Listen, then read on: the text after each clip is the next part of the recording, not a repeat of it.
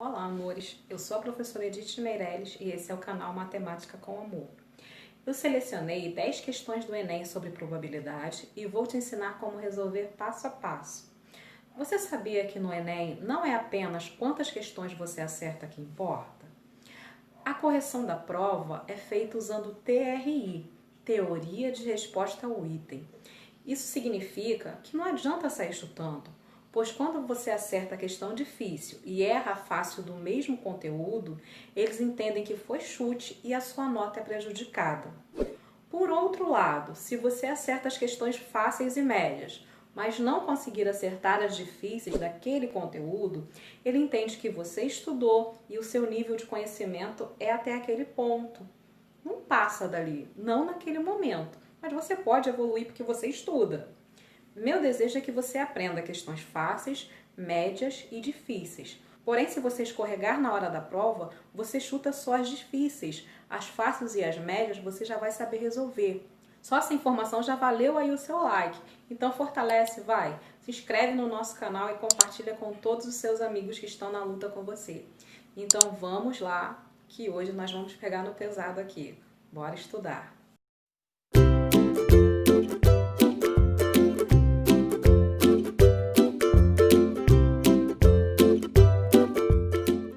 Vamos então resolver nossas 10 questões de probabilidade que eu selecionei em provas do Enem de 2009 a 2014.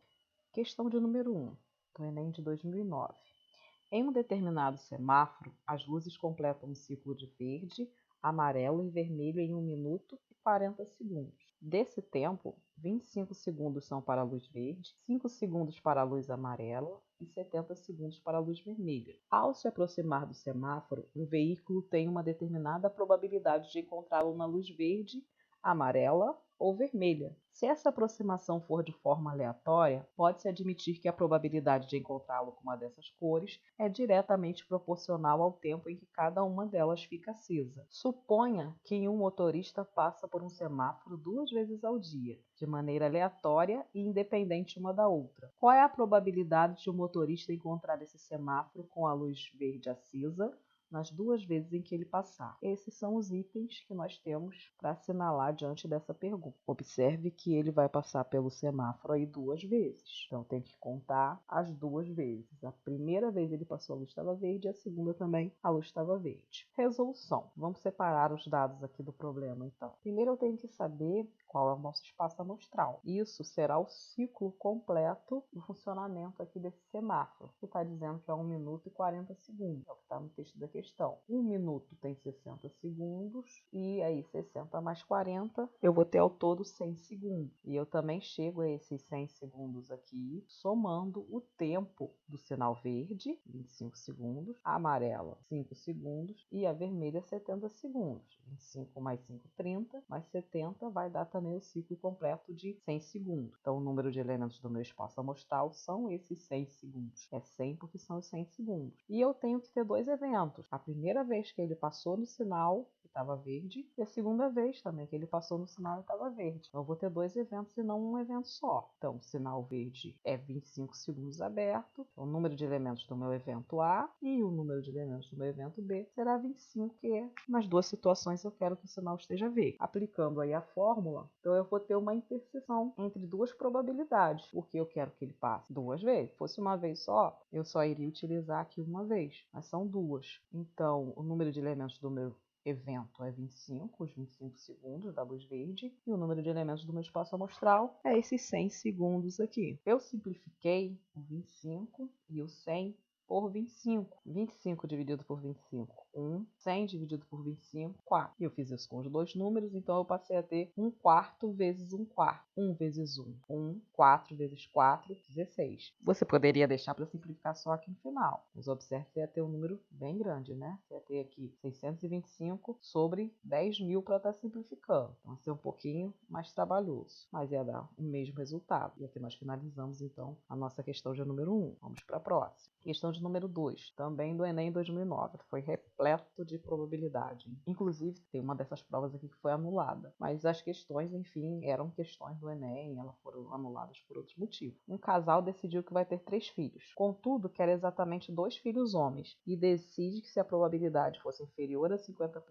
iria procurar uma clínica para fazer um tratamento específico para garantir que teria os 2 filhos homens. Após os cálculos, o casal concluiu que a probabilidade de ter exatamente 2 filhos homens é: letra A, 66,7%, letra B, 50%, letra C, 7,5%, letra D, 25% e letra E, 37,5%. E aí tem o resto, né, do texto de cada um dos itens. Vamos então à resolução. Separando os dados do problema aí, a melhor forma que nós encontramos para fazer, para encontrar aí o nosso espaço amostral, encontrar o conjunto das nossas possibilidades, arrumando assim para saber como poderiam nascer, né, esses 3 filhos. Então eu tenho a possibilidade dos 3 filhos serem homens, e eu tenho a possibilidade de 3 filhos serem mulheres, coisa que eles não querem, nenhum nem outro. Eu tenho a possibilidade deles terem 2 filhas mulheres, que eles também não querem. E pode nascer a primeira filha mulher, a segunda mulher e o terceiro homem. A primeira mulher, o segundo homem e a terceira mulher. E também o primeiro homem, a segunda mulher e a terceira também mulher. E o caso que é o que eles querem,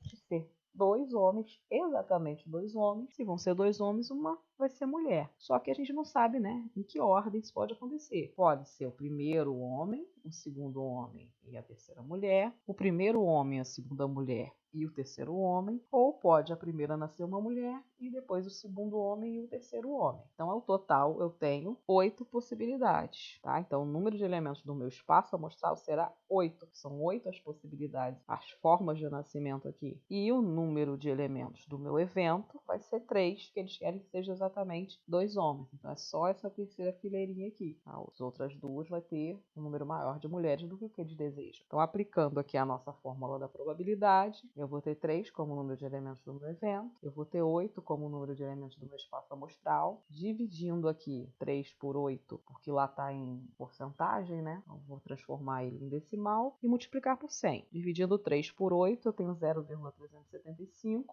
Multiplicando por 100, eu vou ter 37,5% aqui de possibilidade. Então, gabarito letra E. Assim, ele precisará procurar uma clínica para fazer um tratamento. Então, finalizamos aí a nossa questão de número 2.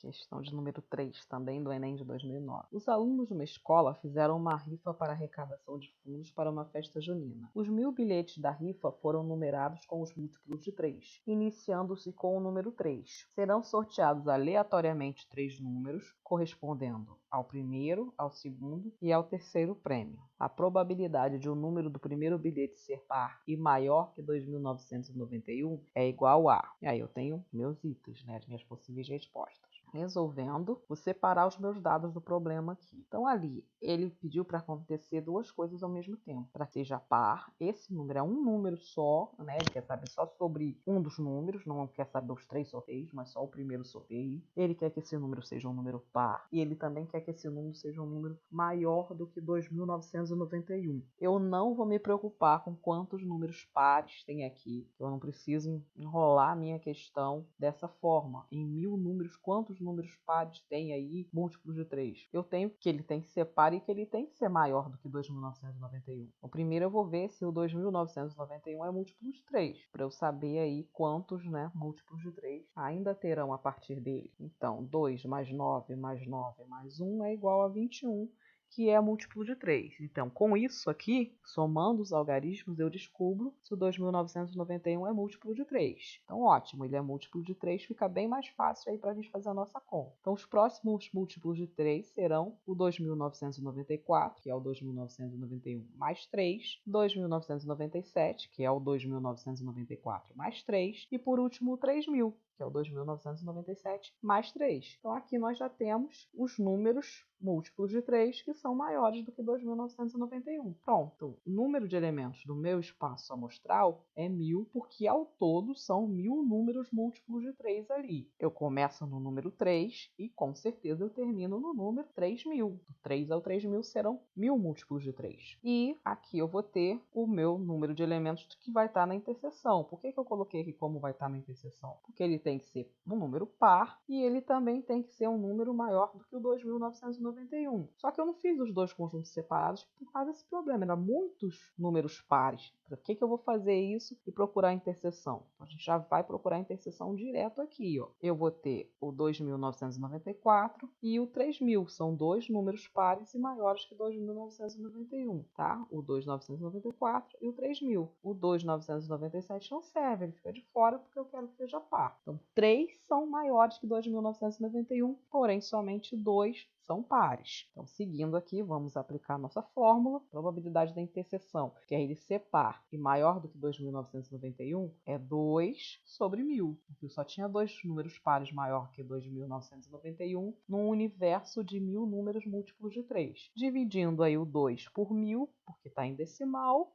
aqui nos meus gabaritos, né? Dá 0,002, que é a nossa letra D. Então, finalizamos assim nossa questão de número 3. Questão de número 4, Enem de 2009 também, só que essa questão eu precisei adaptar ela. Por quê? Eu já disse que essa prova foi uma prova anulada. Na verdade, ela foi anulada porque vazou. Porém, essa questão não tinha a resposta correta lá nos gabaritos. Então, mesmo se a prova toda não fosse anulada, ela posteriormente teria que ter sido.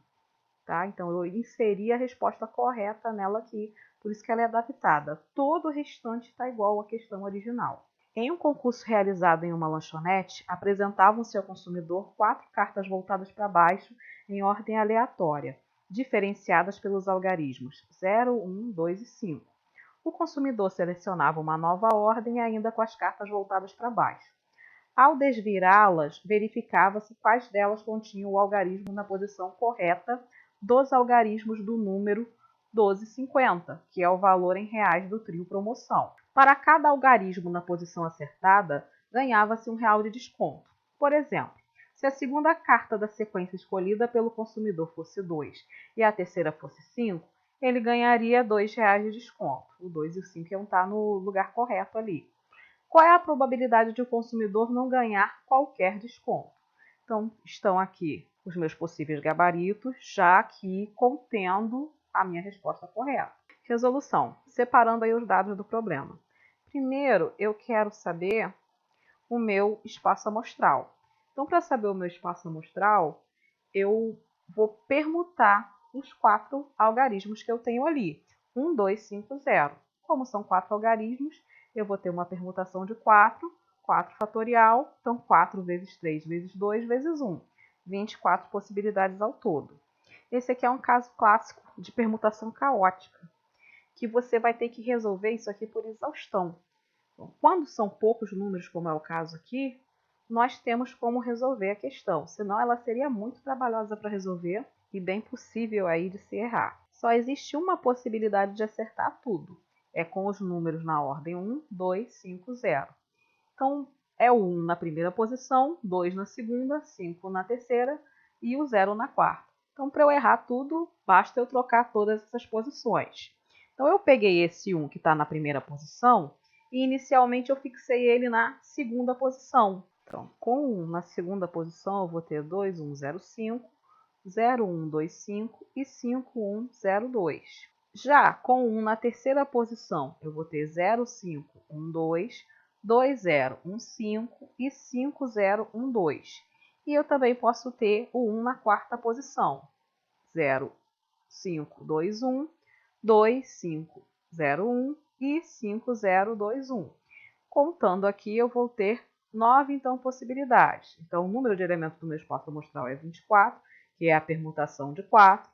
E o número de elementos do meu evento é 9, que eu fui permutando aqui também para ficarem todos com a ordem errada, e deu 9. Aplicando aí a nossa fórmula para resolver, a probabilidade desse evento ocorrer será o número de elementos do meu evento, que é 9, dividido pelo número de elementos do meu espaço amostral, 24. Eu simplifiquei aqui pelo número 3, então 9 dividido por 3 é 3, e o 24 dividido por 3 é 8. Então, nesse caso, o meu gabarito que eu tive que inserir aqui foi 3/8. O gabarito que constava lá na prova era 1/4. E aí você chega nesse 1/4 se você não fizer todas as permutações necessárias ali no passo anterior da questão. Então, terminamos aqui a nossa questão de número 4. Vamos para a próxima. Questão de número 5 também do Enem 2009.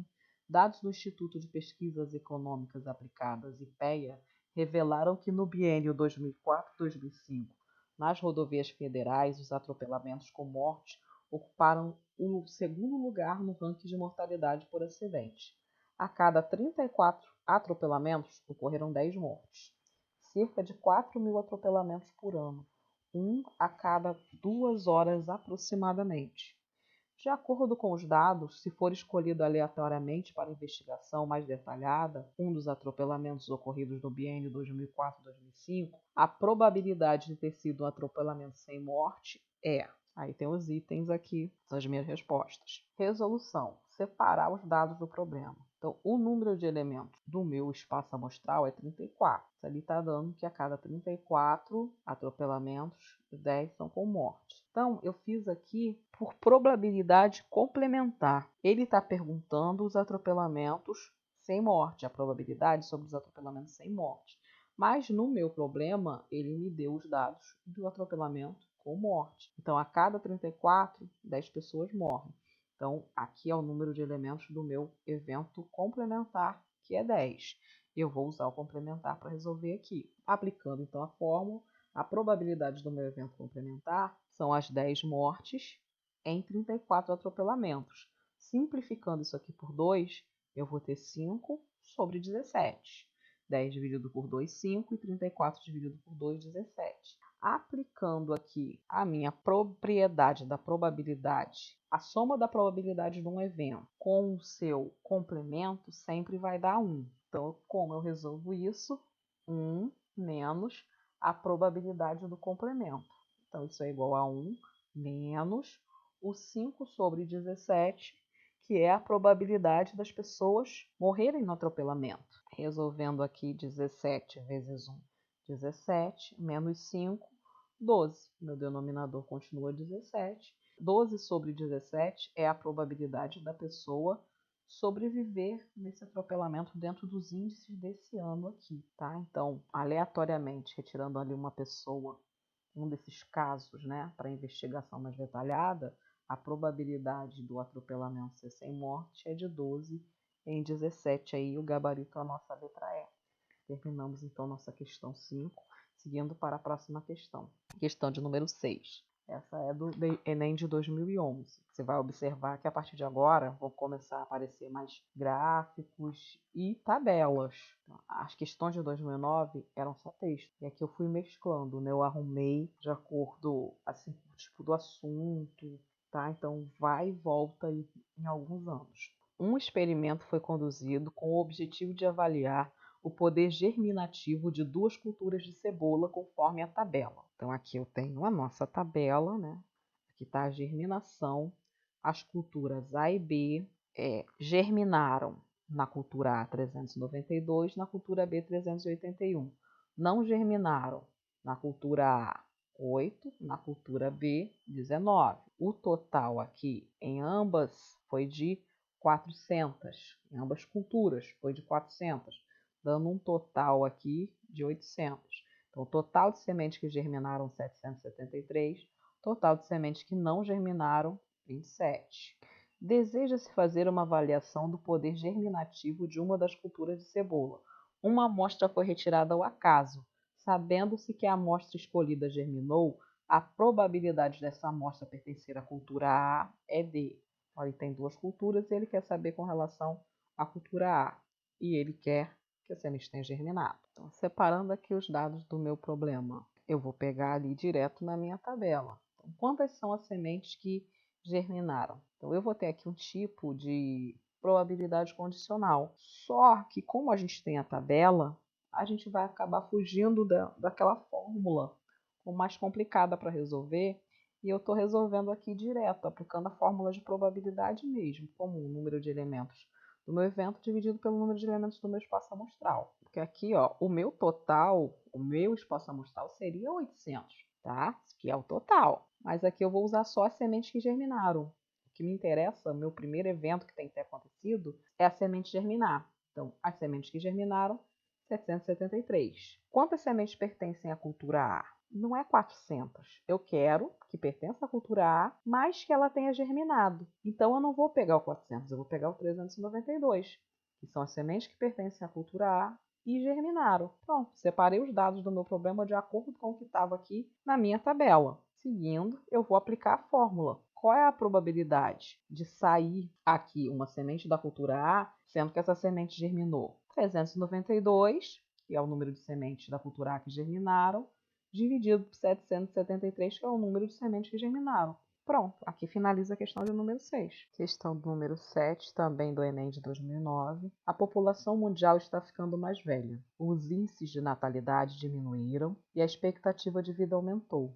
No gráfico seguinte, são apresentados dados obtidos por pesquisa realizada pela Organização das Nações Unidas, a ONU, a respeito da quantidade de pessoas com 60 anos ou mais em todo o mundo. Os números da coluna da direita representam as faixas percentuais. Por exemplo, em 1950 havia 95 milhões de pessoas com 60 anos ou mais nos países desenvolvidos, número entre 10% e 15% da população total nos países desenvolvidos. Aqui está o nosso gráfico, está falando ali na questão. Então, em 1950, o ano, haviam 95, número em milhões de pessoas, 95 milhões de pessoas. Aqui a linha preta é referente aos países desenvolvidos, a linha pontilhada é referente aos países em desenvolvimento. Está mostrando ainda esses números aqui do meu eixo vertical, do meu eixo das ordenadas, são percentuais. Então esses 95 milhões aqui de idosos é um valor entre 10 e 15% da população dos idosos nos países desenvolvidos. Seguindo então.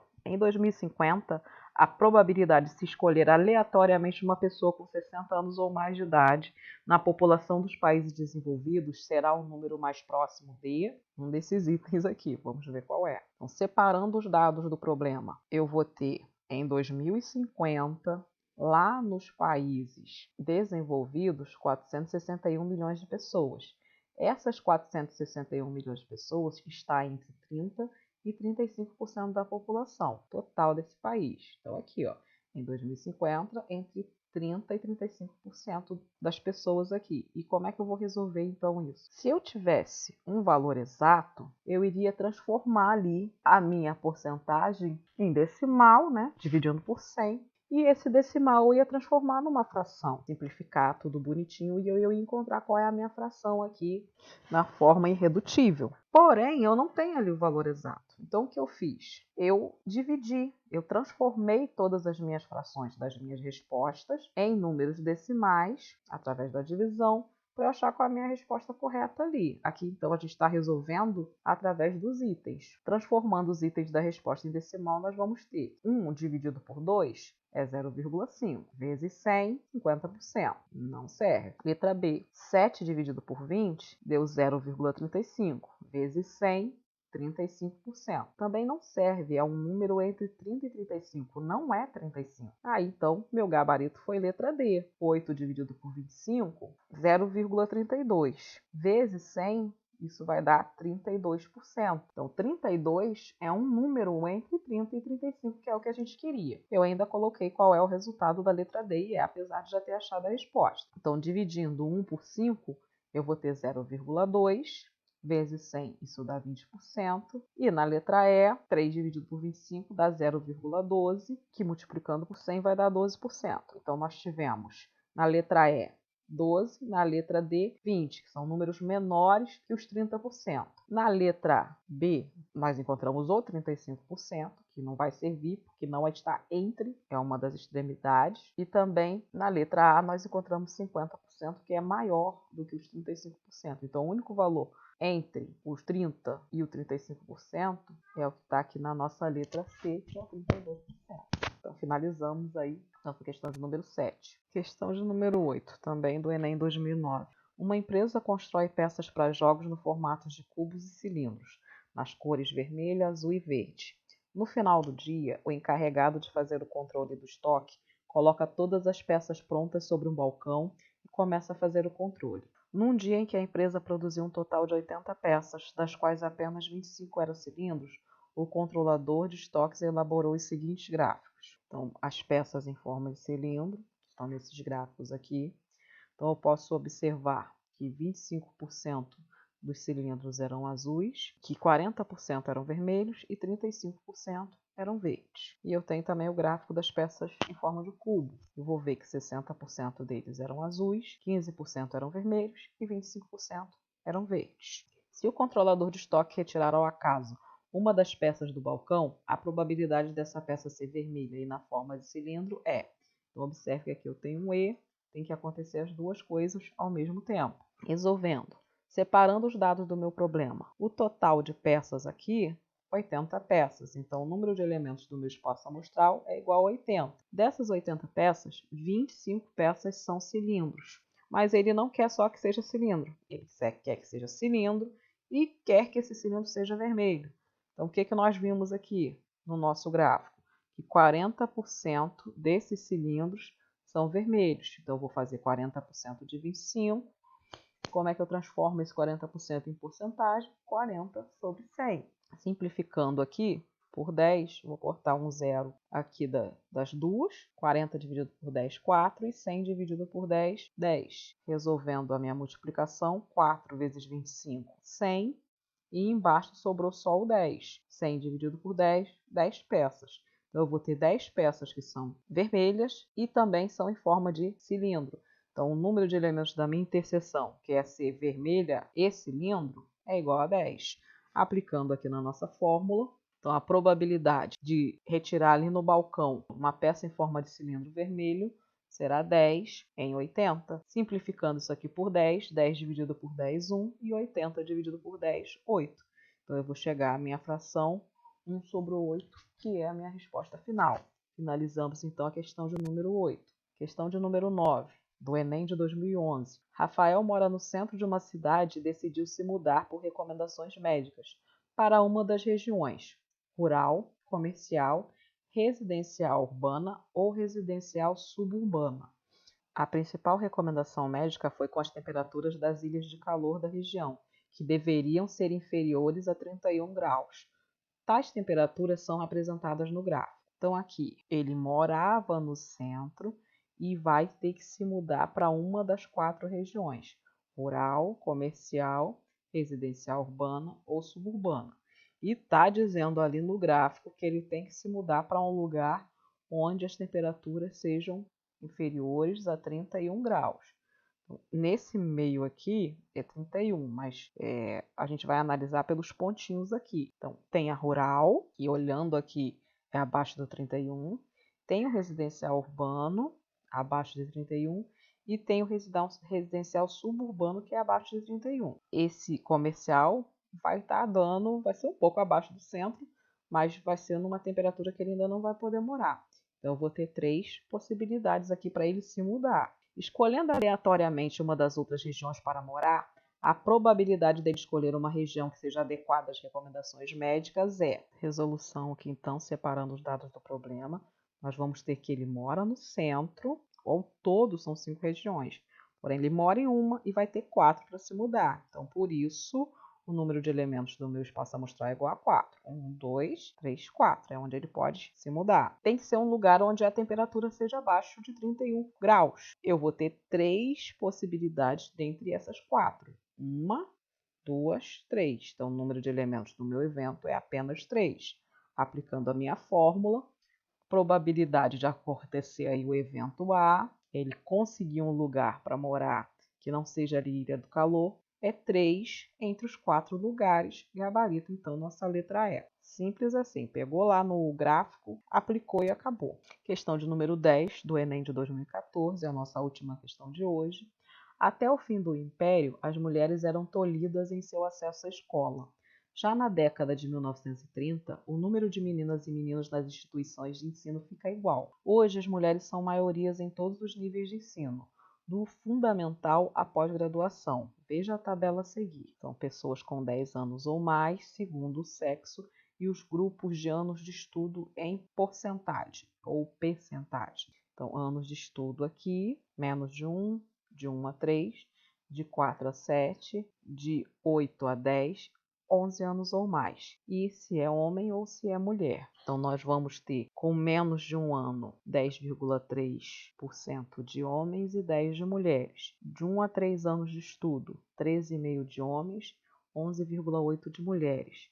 De 4 a 7 anos aqui, 29,1% de homens e 27,4% de mulheres. Observe que até aqui, ó, não se completou o ensino fundamental, certo? Que são 9 anos. Então, o número de homens é superior ao número de mulheres aqui, nessa pesquisa. De 8 a 10 anos de escolaridade, de 17,4% é de homens e 17,1% de mulheres. Já com 11 anos de escolaridade ou mais, que aqui é o ensino médio completo ou ensino superior, ó, mas aí já vai para o ensino superior. Então, 29,6% de homens e 33,4% de mulheres.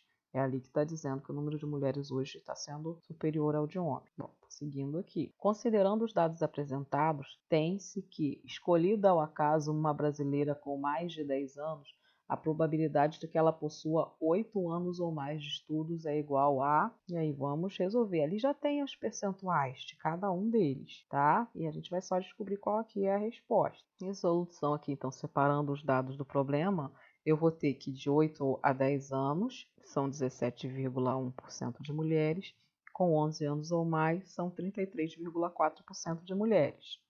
Somando as porcentagens, aqui eu não vou precisar aplicar a fórmula também, 17,1 mais 33,4, então aqui 55,5% é a minha probabilidade. Finalizamos então a nossa questão de número 10. E com isso nós finalizamos esse vídeo de hoje. Vou deixar aqui na descrição desse vídeo o link com o PDF para você poder baixar e tentar resolver suas questões aí, ok? Então até a próxima.